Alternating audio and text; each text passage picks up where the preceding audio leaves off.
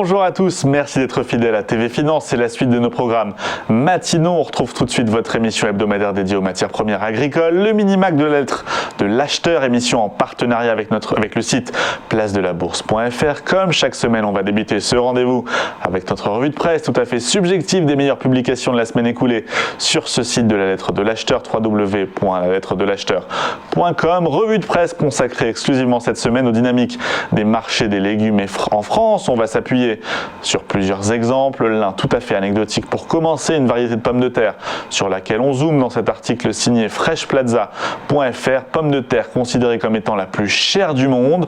Pour la petite histoire, elle s'appelle la Bonote, elle est récoltée sur l'île de Noirmoutier en Vendée, enfin sur une partie de l'île seulement et surtout pendant une semaine bien précise au cours de l'année. Une pomme de terre au goût salé, au goût décrit comme inimitable grâce à l'effet de l'eau, des algues et du vent, tout à fait exclusive du fait de sa très courte période de conservation.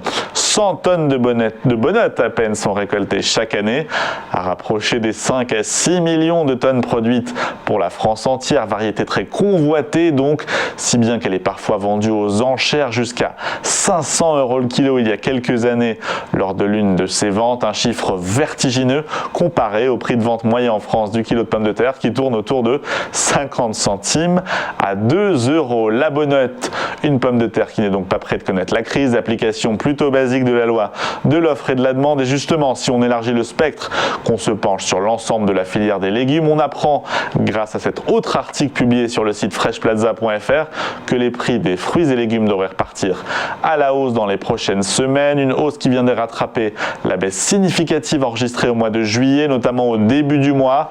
La photo mauvais temps, synonyme de baisse de la demande, alors que dans le même temps, la production était stable. Diagnostic établi par Fruidis, acteur majeur des fruits et légumes dans l'ouest de la France et notamment en Loire-Atlantique, une production nationale, locale même plutôt bien orientée donc, qui a débuté en mai, qui court jusqu'au courant du mois d'octobre, avant que les importations ne prennent le relais. Petit bémol cependant sur l'offre de poivrons, aubergines et tomates dont la production locale a été fortement impactée par des attaques de pucerons, les producteurs qui misent donc désormais sur le retour du beau temps pour écouler leur stock et assurer leur rémunération. On va compléter ce panorama autour de ces légumes produits et commercialisés en France avec l'exemple de l'endive, un rapport de force plus contrasté pour l'endive entre l'offre et la demande à l'échelle européenne et donc en France notamment. La France, premier producteur européen d'endive, elle en produit beaucoup, mais surtout elle n'est pas la seule. C'est ce qu'on apprend dans cet article à nouveau repéré sur le site freshplaza.fr. Les Pays-Bas sont également l'un des principaux producteurs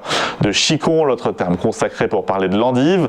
Alors à l'image de la société Frisk Wheatloaf, plus grande exploitation d'endives des Pays-Bas, qui constate que les hauts niveaux de production viennent se confronter à la chute de la consommation, notamment pendant l'été, un phénomène plutôt saisonnier qui pourrait être moins prononcé cette année selon Frisk Wheatloaf, conséquence inattendue des restrictions de déplacement pour les Néerlandais.